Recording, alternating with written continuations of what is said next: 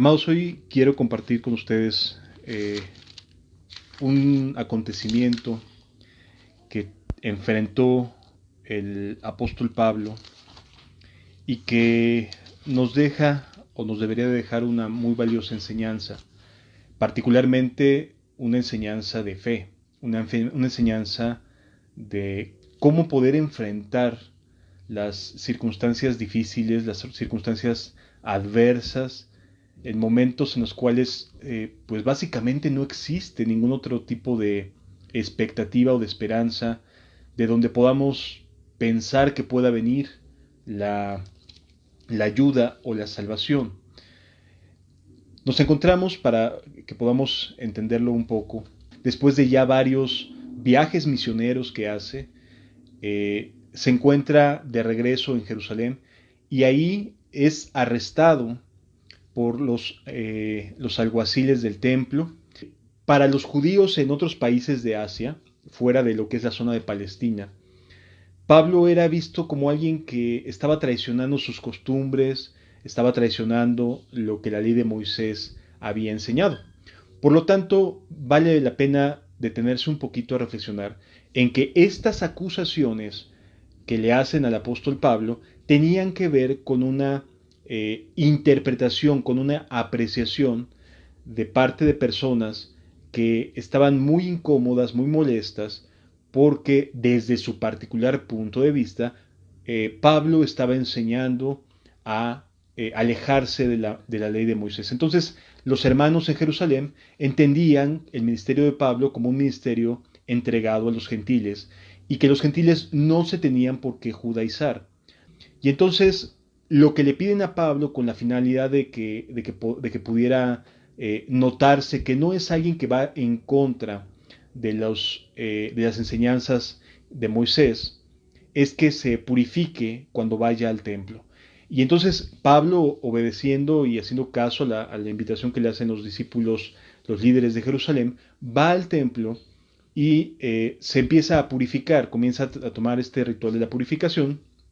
Y justo en ese momento, otros judíos que habían ido para la fiesta del Pentecostés en aquel momento, lo reconocen y entonces empiezan a pedir ayuda y empiezan a hacer un gran alboroto.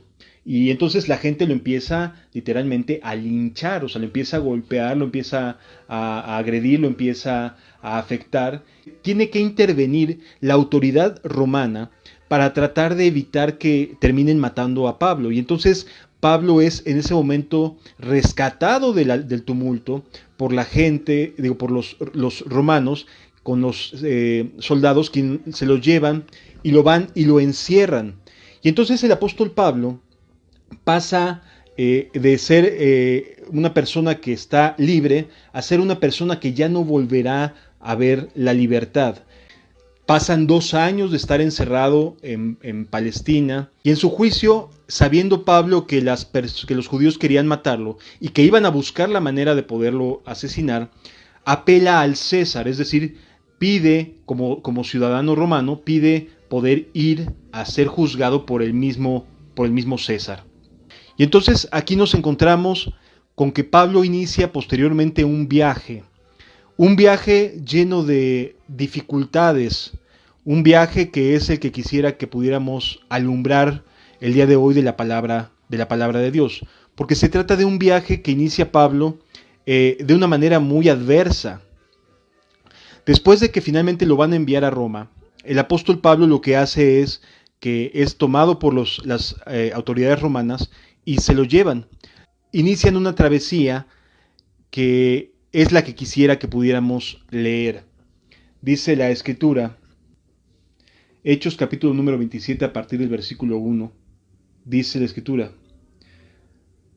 cuando se decidió que habíamos de navegar para Italia, entregaron a Pablo y a algunos otros presos a un centurión llamado Julio, de la compañía Augusta, y embarcándose en una nave, Adramitena, que iba a tocar los puertos de Asia, zarpamos estando con nosotros Aristarco, macedonio de Tesalónica. Al otro día llegamos a Sidón, y Julio, tratando humanamente a Pablo, le permitió que fuese a los amigos para ser atendido por ellos.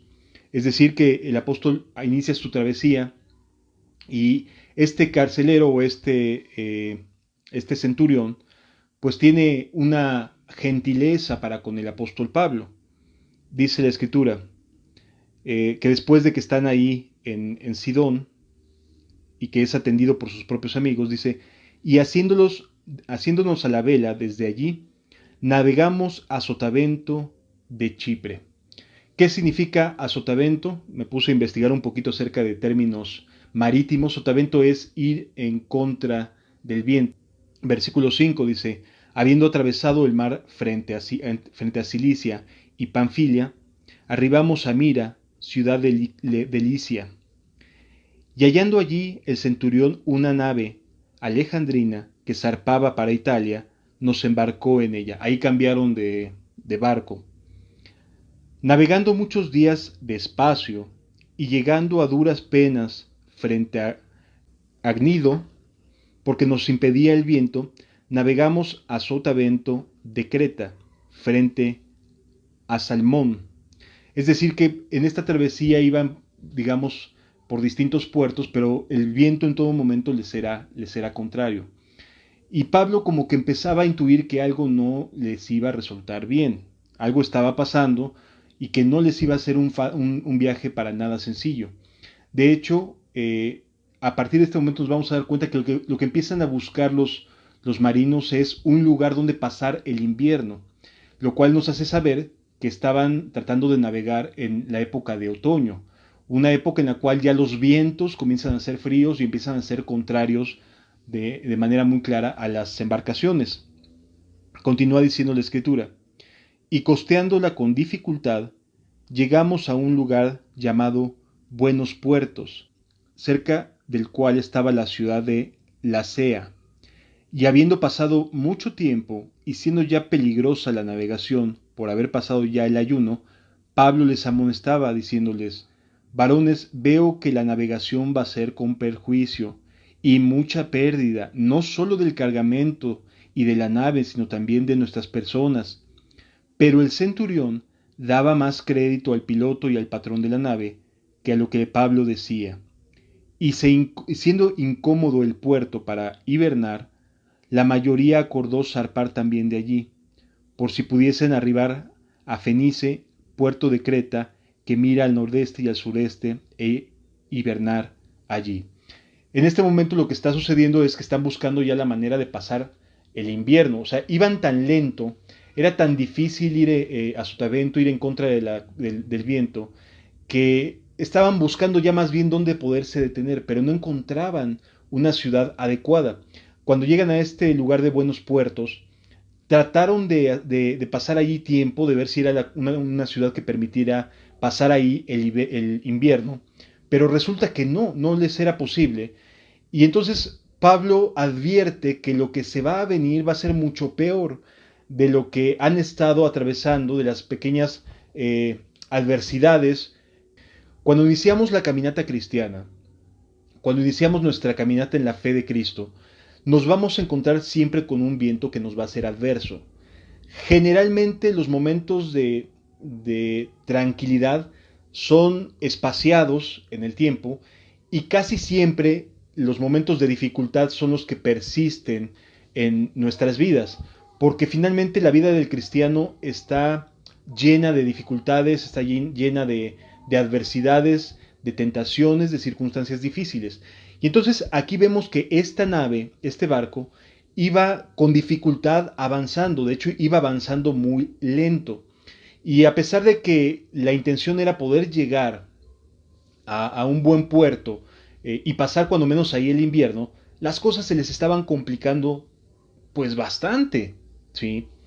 Así que, comparándolo con la fe cristiana, nosotros queremos ir casi que de puerto en puerto tratando de buscar la manera de encontrar espacios que nos permitan tener un momento de calma, de tranquilidad, de no estar preocupados o ansiosos.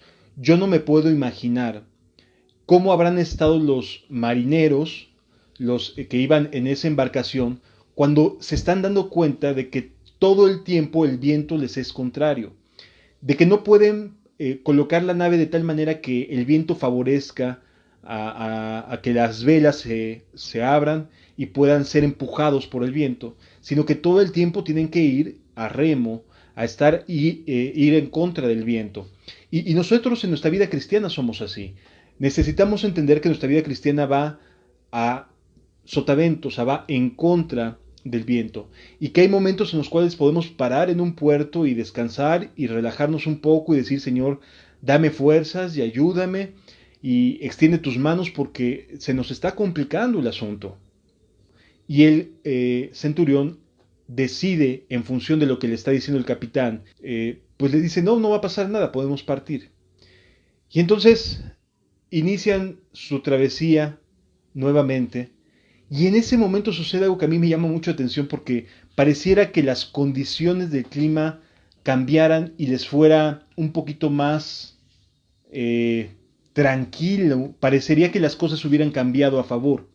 Dice el versículo número 13: y soplando una brisa del sur, pareciéndoles que ya no tenían lo que deseaban, levantaron anclas e iban costeando Creta.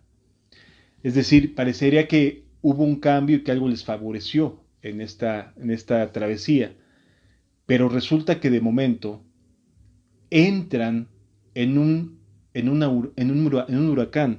Dice aquí la escritura, dice versículo número 14: pero no mucho después dio contra la nave un viento huracanado llamado Euroclidón. La nave entra en un huracán. Y siendo arrebatada la nave, y no pudiendo poner proa al viento, nos abandonamos a él y nos dejamos llevar. Qué difícil debe ser para una persona que es experimentada en el mar perder el control, no tener la capacidad de poder hacer absolutamente nada para poder sortear las aguas, para poder sortear el viento. Y esto a mí me demuestra que los seres humanos no tenemos capacidad, básicamente, de influir en nada que Dios no quiera que nos suceda. En otras palabras, los seres humanos podemos tener disposiciones, podemos tener anhelos, podemos tener decisiones, pero definitivamente es Dios quien toma las riendas de esa decisión y quien va acomodando o no las cosas a nuestro alrededor para poder transitar en una dirección. Avanza la nave, se enfrenta a la parte frontal del huracán y de plano no pueden, los marineros no pueden lograr que la nave avance en la dirección que ellos querían, y de plano se dejan llevar, se dieron por vencidos. ¿Te puedes imaginar a las personas que no tienen ningún tipo de control, que no tienen mucho conocimiento, como los marineros, la gente que iba en travesía, los soldados, la gente que iba los presos, o sea, cómo iban en su espanto, en su temor, y no tienes capacidad para poder hacer absolutamente nada al respecto? De estar en una situación en la cual pues ya hasta los marineros se rindieron. ¿Esto cómo lo puedo aplicar en mi vida? ¿Cómo puedo hacer uso de este ejemplo? ¿O cómo me puedo comparar en mi experiencia o en el momento en que estoy viviendo a este ejemplo? En que hay momentos en los cuales ni los más experimentados pueden ayudarnos. Ni los que pueden a lo mejor tener mayor conocimiento, mayor experiencia, mayor oficio, pueden aclarar nuestra mente, pueden aclarar nuestro corazón, pueden brindarnos algún grado de ayuda. Sino que necesitamos, en definitiva, clamar a Dios como la única persona de la cual poder esperar ayuda. Seguramente los presos esperaban que los marineros pudieran sortear las dificultades que se les estaban presentando, pero definitivamente no era un escenario para nada favorable. Hasta los marineros ya se habían dado por vencidos. El propio médico amado, que es el que está escribiendo esto, iba en esa barca, iba en ese viaje. Era de los compañeros que iban en ese barco con el apóstol Pablo. Y es tan evidente que no les está yendo bien, que de plano él mismo dice, nos dejamos llevar. O sea, lo intentamos, nos esforzamos, ayudamos, no pudimos y nos dejamos llevar. Eran vientos bastante fuertes. Dice, y habiendo corrido a sotavento de una pequeña isla llamada Clauda, con dificultad pudimos recoger el esquife. El esquife es lo que vendría siendo la embarcación de ayuda, la balsa, ¿sí? Que normalmente tienen los barcos para una situación de rescate, una situación difícil. Ya ven que bajan, tienen a un costado pequeñas balsas o embarcaciones pequeñas para poder ir a ayudar o salir en caso de un naufragio. Y entonces logran levantar la balsa y subirla al barco para que no fuera a ser destruida. Continúa diciendo la escritura, y una vez subido a bordo, usaron de refuerzos para ceñir la nave, y teniendo temor de dar en la citre es una franja de piedra cerca de la isla Clauda, dice, pudimos recoger el esquife, y una vez subido a bordo, usaron de refuerzos para ceñir la nave, y teniendo temor de dar en el citre, arriaron las velas y quedaron a la deriva. Pero siendo combatidos por una furiosa tempestad al siguiente día, empezaron a alijar. ¿Qué significa? Empezaron a tirar cosas. Comenzaron a deshacerse de cosas. Se dieron cuenta de que la situación no estaba siéndoles para nada favorable. Y una vez dice, versículo 19 dice, y al tercer día, con nuestras propias manos, arrojamos los aparejos de la nave. Y no apareciendo ni el sol ni las estrellas por muchos días, y acosados por una tempestad no pequeña, ya habíamos perdido toda esperanza de salvarnos. ¿Sí nos podemos dar cuenta cómo a todos nos pasa? O sea, no eres el único ni eres la única que en momentos de dificultad tiene que enfrentar este pensamiento. No la vamos a librar, no la vamos a hacer, vamos a caer, no voy a poder concluir la carrera. Es decir, a todos nos llega a pasar en la vida, en nuestra caminata cristiana, un momento en el cual sentimos que de verdad ya no vamos a poder continuar avanzando, que las cosas se han puesto tan complicadas, que la lucha es tan intensa, que de plano ya no vamos a poder continuar en nuestra caminata cristiana. Aquí a ellos les estaba pasando, no que estuvieran renunciando a la fe, en el caso de los discípulos que iban con Pablo, sino que estaban viendo que iban a perder la vida. Por un momento ya no se vieron llegando a Roma, ya no se vieron concluyendo este viaje. ¿Te puedes imaginar los pensamientos en los discípulos de Jesús, en los cristianos, que acompañaban a Pablo y al propio Pablo, pensando si fue la mejor decisión haber apelado a César? Pensando si fue la mejor decisión haber llegado siquiera a Jerusalén, haber permitido que se le arrestara, sobre todo porque hubo advertencias cuando Pablo viajaba rumbo a Jerusalén, hubo advertencias acerca de lo que le iba a suceder. Y Pablo, no quisiendo escuchar las advertencias, continuó su trayecto hasta Jerusalén. ¿Cómo habrán estado los sentimientos del apóstol de que había puesto a sus amigos en peligro, de que había puesto a la tripulación, a la gente, al centurión romano y a los soldados, los había puesto en peligro porque mantuvo una convicción de querer llegar a Jerusalén para el día del Pentecostés y pasar ahí las fiestas? Qué difícil es este momento para muchos seres humanos, para muchos que en algún punto decimos, ¿hice bien? ¿Realmente hice bien? ¿Hice lo correcto? Porque a Pablo le advirtieron en dos ocasiones distintas, si no es que hasta más, que no fuera a Jerusalén. Ya sabían los hermanos, ya sabían que querían la vida de Pablo, que querían matarlo. Y entonces, pues le estaban queriendo advertir, oye, no sigas ese camino. Pero Pablo no escuchó. ¿Por qué razones Dios le permitió cerrarse y no escuchar?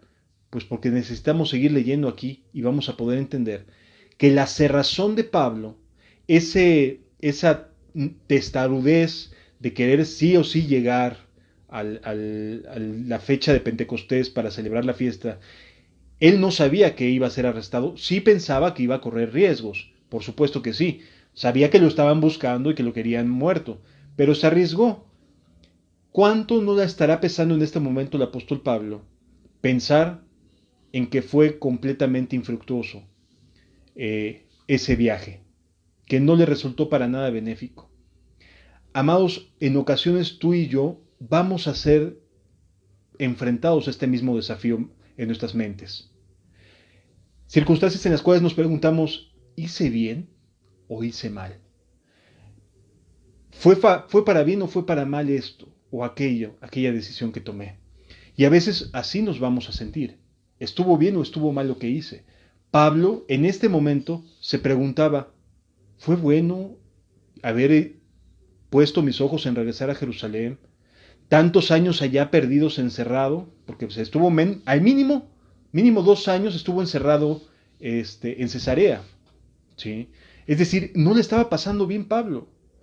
Y seguramente su conciencia, seguramente sus pensamientos estaban siendo bombardeados por el clásico, ¿y si la regué?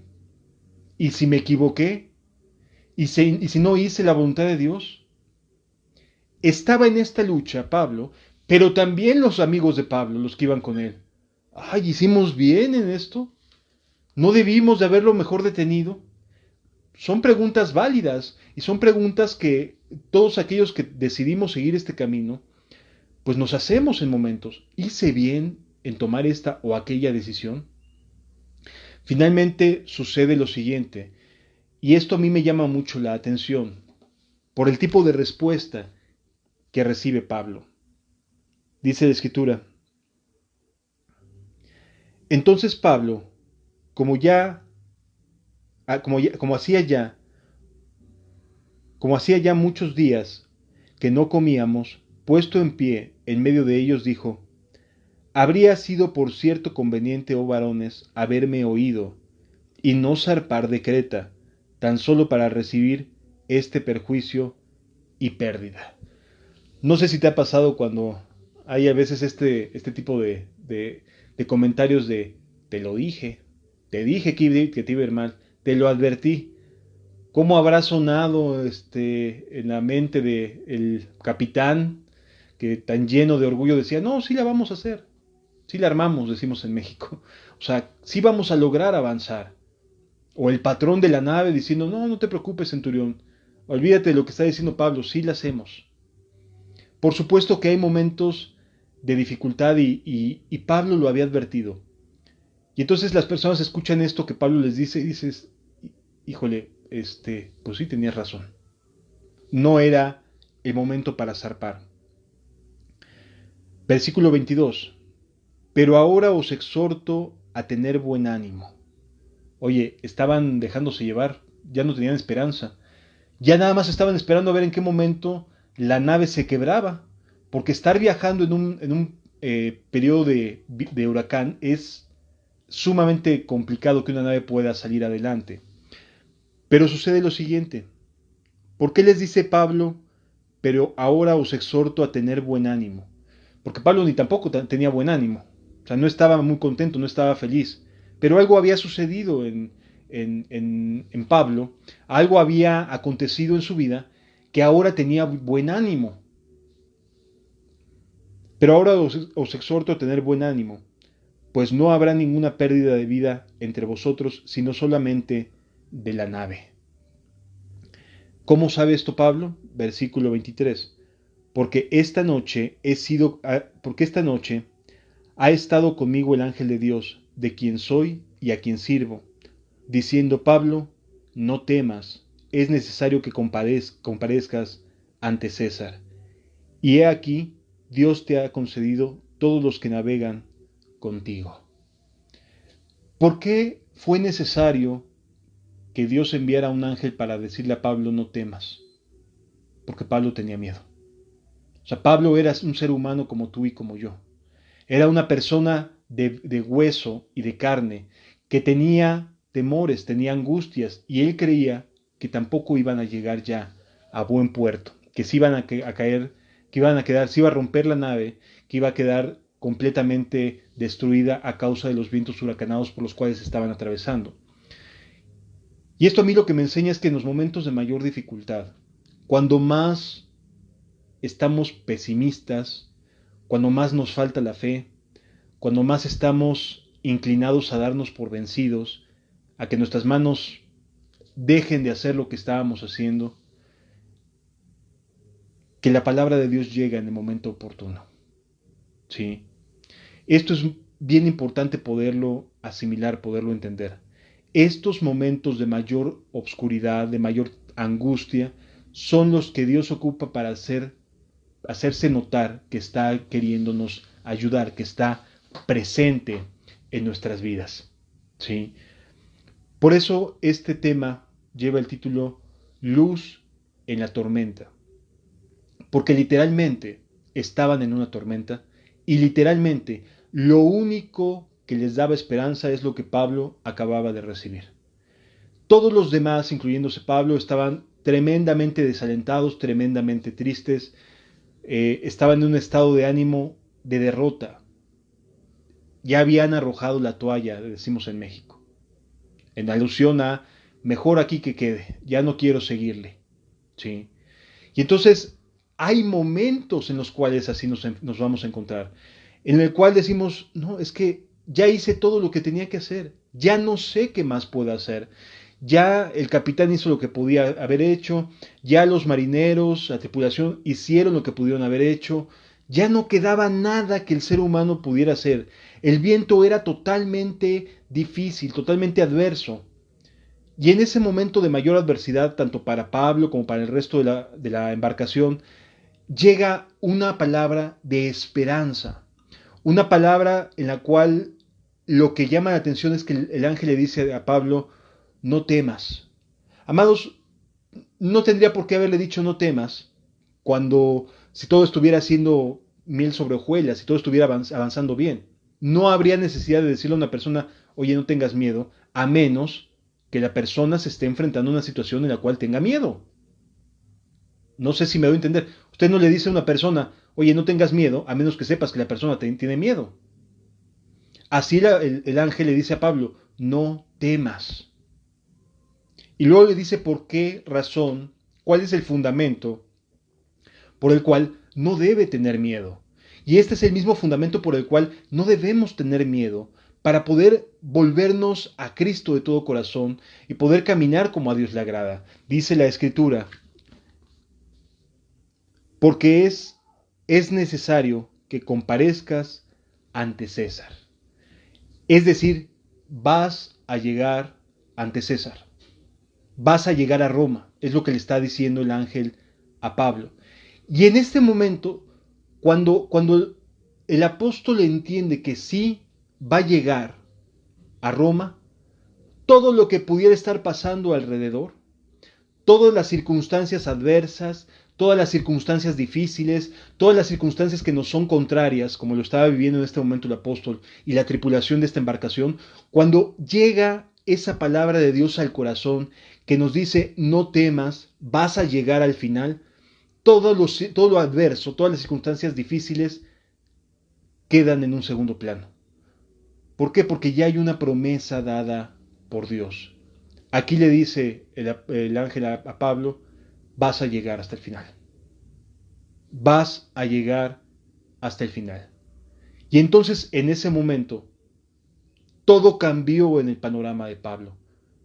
De estar en un estado de desánimo, de nos vamos a morir, no hay manera de que podamos librarnos de esta, de estar en un estado de derrotismo, de ya no la voy a librar, no voy a poder lograr mis objetivos, no me va a ir bien, etcétera, de estar en ese estado pasa a una seguridad de que no importa lo que esté sucediendo a su alrededor, se va a concretar la palabra que el ángel le dio. Y le dice, y ha decidido que todos los que estén contigo sobrevivan. Dice la Escritura: por tanto, oh varones, tened buen ánimo.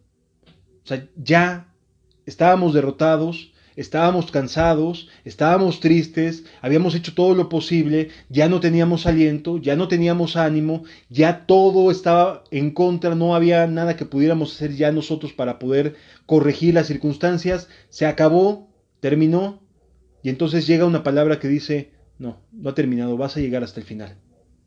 Ay. Y entonces, en ese momento, la frescura de la esperanza entra al corazón del ser humano. Y entonces les dice tener buen ánimo, porque yo confío en Dios, que será así como Él ha dicho. Porque yo confío en Dios, que será así como Él ha dicho. Y amados, esta es la fe. La fe no tiene que ver con lo que podamos mirar con nuestros ojos. La fe no tiene que ver con aquellas cosas que podamos tocar, que podamos mirar, que podamos decir: ah, esto ya lo conozco porque ya lo he visto antes. No tiene nada que ver con lo que nosotros podamos hacer, no tiene nada que ver con lo que las circunstancias nos están queriendo dejar ver, sino tiene que ver con que Dios, el que gobierna el mundo y sus alrededores, ha dicho y ha prometido. La fe se basa en lo que no vemos. Por eso es fe. Pero se basa en promesas. Y aquí Pablo recibió una promesa.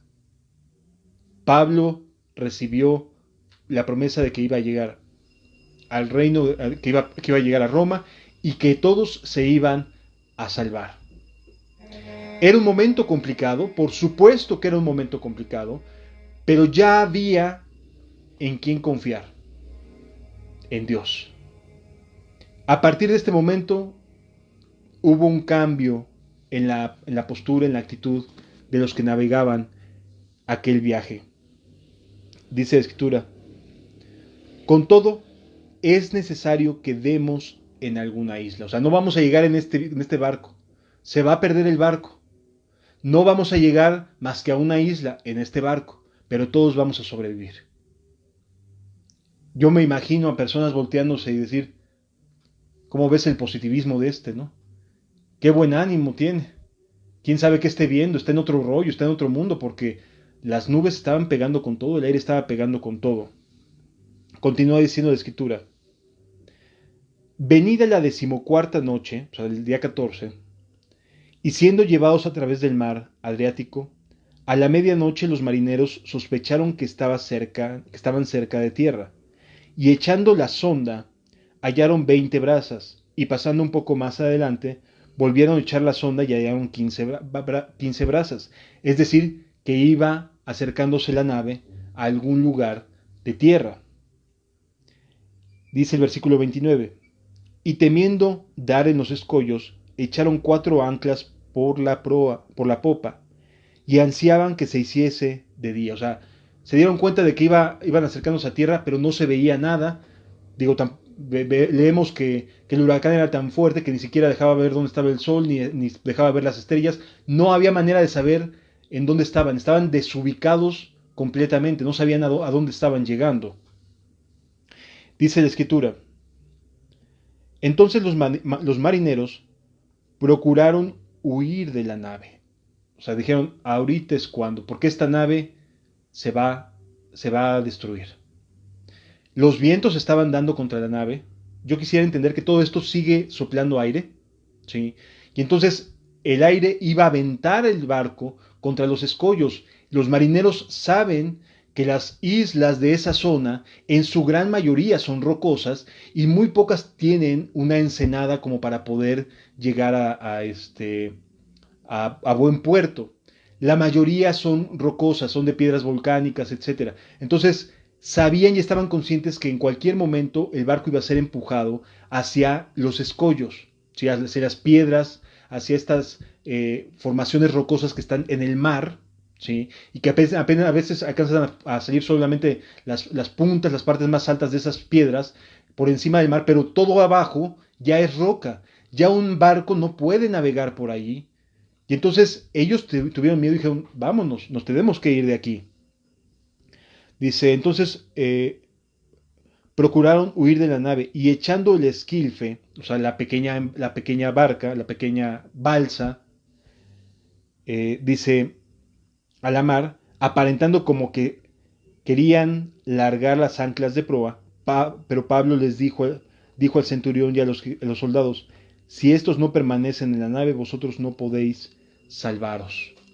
Es decir, ellos querían echar la esquile, la balsa al mar y bajarse, pero para eso estaban haciendo como que estamos aquí, estamos viendo lo de las anclas, estamos dándole más cuerda a las anclas, cuando en realidad lo que estaban haciendo era bajar la balsa. Continúa diciendo la escritura. Entonces los soldados cortaron las amarras del esquilfe y lo dejaron perderse. No, hombre, qué decisiones tan complicadas, ¿no? Pero pues ya tenían la experiencia. Ya les había pasado que Pablo les había advertido, lo habían ignorado y estaban sufriendo terribles consecuencias. Pues bien, ahora sí le estaban queriendo hacer caso a Pablo. Y entonces evitan que los marineros, no estamos hablando aquí de los que estaban encarcelados, de los presos, porque ellos tenían autoridad sobre los presos de no dejarlos ir. Estamos hablando que los marineros querían bajarse de la nave y ya llegar a tierra, buscar la manera de llegar a tierra.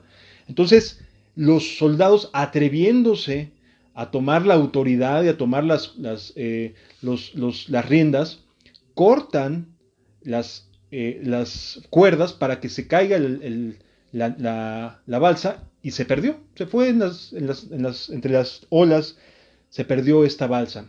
Su única fuente de escape, tal cual. Esto otra vez nos alumbra. A veces somos así los seres humanos. A veces podemos sí creer en la esperanza que nos dan, en la palabra que puede venir de parte de Dios, en una palabra de aliento, pero en el momento que tenemos la oportunidad de hacer algo por nosotros mismos, dejamos de lado lo que Dios nos había prometido. No sé si me doy a entender. Somos muy dados a querer controlar las cosas los seres humanos, a creer que tenemos el poder o la autoridad para poder controlar las cosas, cuando la realidad es que en muchas ocasiones, cuando tomamos decisiones por nosotros mismos sin tener un panorama completo de las circunstancias, nos va mal. Pues bien, aquí ellos, en lugar de estar poniendo atención a lo que Pablo había dicho, a la promesa, estaban viendo la manera de salvarse a sí mismos. Total, los soldados y el centurión son responsabilidad y son parte del viaje que va con los presos. Nosotros no somos presos. Nosotros podemos tomar la decisión que querramos. Pero al ver que Pablo les dice es que de otra manera no podrán salvarse, cortaron las amarras. ¿Sí?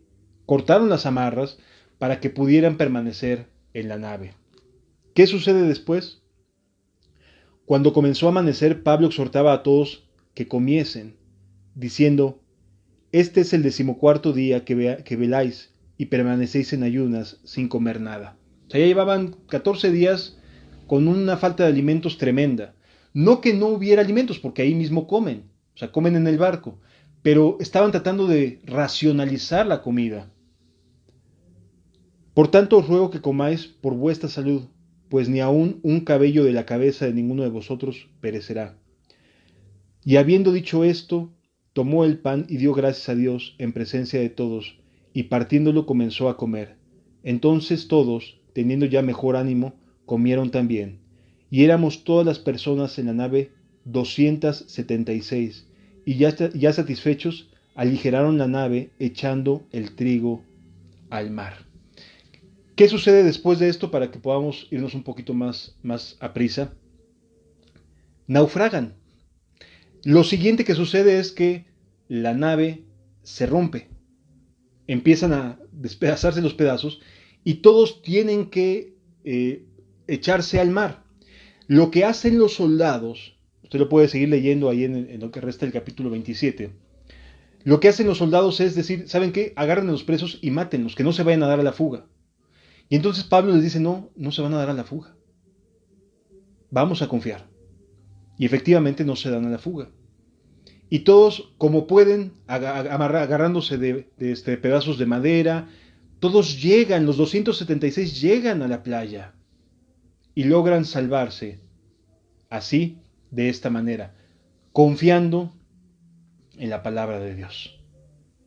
En momentos en los cuales no había ninguna otra cosa que aferrarse. Quisiera que pudiéramos entender, para finalizar esta parte, algo que es bien valioso. Los seres humanos necesitamos creer.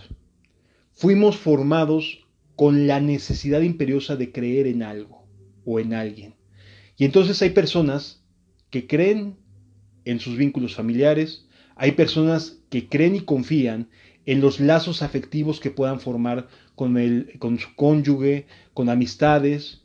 Hay personas que forman lazos muy férreos, muy fuertes, muy firmes, con su actividad laboral, con su oficio.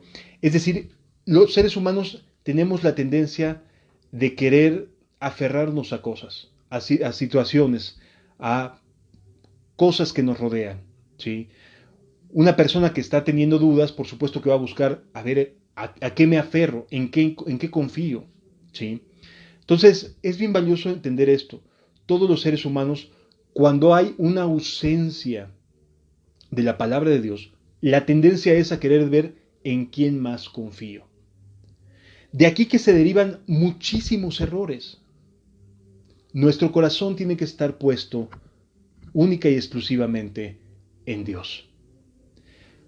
Dios termina por salvar a los 276 pasajeros de esa nave de una muerte prácticamente segura.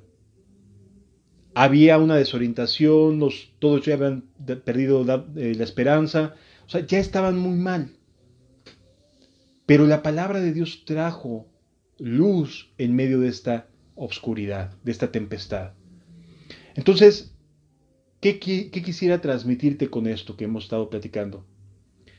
Que en los momentos más difíciles, en los momentos de mayor obscuridad, mira hacia Dios, habla con Dios, platícale a Dios cómo te estás sintiendo.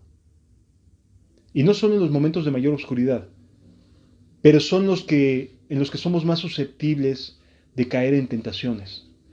Los momentos de mayor adversidad, de mayor dificultad, son los que más provocan que seamos vulnerables a tomar malas decisiones. Si en lugar de considerarnos a nosotros mismos, buscamos que Dios nos responda, buscamos que Dios nos conteste, buscamos esa palabra que en medio de la tempestad nos brinde ese ánimo que ya no tenemos, yo creo que en esos momentos son los cuales de verdad la luz de Cristo brilla mucho más. Amados, todos y cada uno de los seres humanos, creamos o no creamos en Dios, todos los seres humanos necesitamos creer en algo o en alguien. Repito, puede ser otro ser humano, puedes tener confianza en ti mismo, puedes tener confianza en tu pareja, puedes tener confianza en tu prójimo. O sea, tenemos esa tendencia a querer, esa necesidad imperiosa a creer en algo o en alguien. Y entonces, cuando todo se oscurece, cuando todo fracasa, cuando todo falla, cuando las cosas no van bien, es cuando podemos decirle, Señor, por favor, ten misericordia de mí, ayúdame, porque no entiendo qué es lo que está pasando. Y cuando venga la respuesta, no tengas miedo de la respuesta, porque la respuesta siempre viene. Sí o sí viene la respuesta. Y siempre traerá paz en el corazón de aquellas personas que realmente desean, que en verdad deseaban la respuesta. Los marineros no esperaban una respuesta de Dios. Por eso cuando Pablo les da la palabra, para ellos, pues sí, se oye bonito, ojalá, ¿no? Decimos en México, pues Dios quiera. Pero no porque creyeran en lo que la palabra de Dios, porque en el momento que tuvieron la oportunidad ya querían bajarse de la nave. No, amado, lo que Dios busca son personas que puedan estar en la nave, aun cuando las circunstancias parezcan las más adversas, confiando en la palabra de Dios. Sí. No te bajes de la nave creyendo en tus propias fuerzas, creyendo que ahí está la salvación en el esquife, sino que realmente podamos confiar en la palabra de Dios, en lo que Dios dice en su palabra, porque Él no nos va a fallar, nunca nos va a fallar. Después de esto, resulta que llegan a la playa, todos se salvan, hacen su fogata, contentos, se había logrado el objetivo, estaban a salvo, y lo que sucede es algo muy peculiar. Resulta que llegan los nativos de esta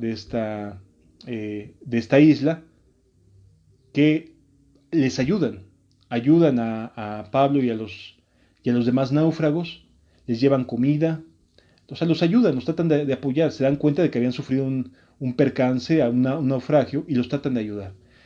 Y en medio de ahí del fuego, cuando están llevando los leños para ponerlos, brinca una víbora y se prensa de Pablo, inyecta su veneno y se va la víbora. Cuando los nativos se dan cuenta de esto, lo primero que dicen es, este hombre ha de haber hecho algo sumamente malo.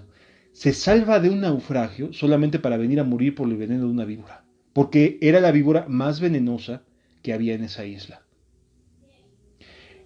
Esto a mí me habla y me enseña de que, aunque las cosas parecieran a veces ya calmarse, siempre habrá algo más, algo nuevo, un desafío nuevo, donde Dios se va a glorificar. Todos esperaban que Pablo muriera.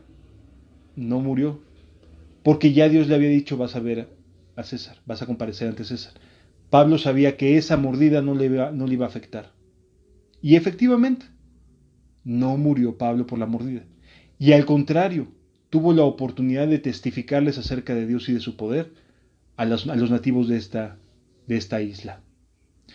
Amados, aquí hay que aprender que las cosas que nos llegan a suceder, aunque para los demás sean pésimas noticias y terribles, puede ser la oportunidad para poder glorificar a Dios, para poder testificar de Dios y de su infinito amor.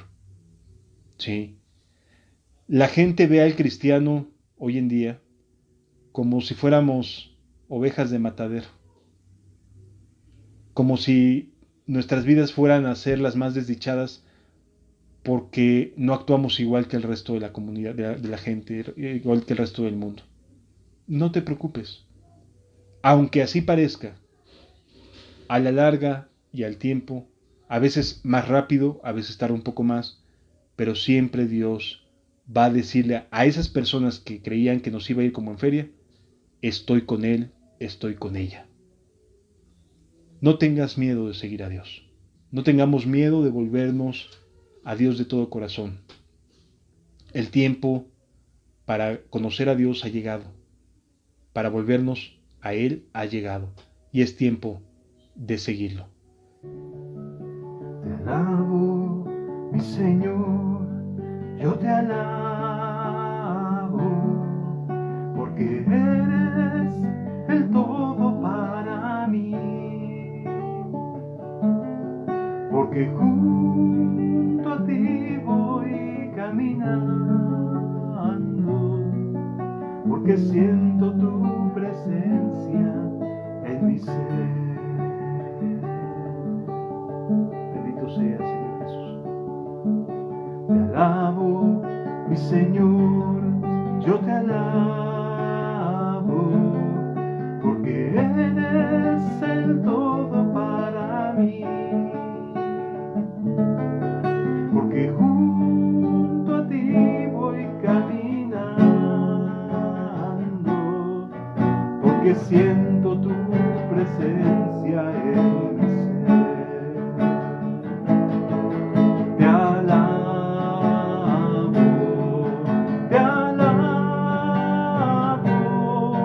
y mi alma no se cansa de alabar.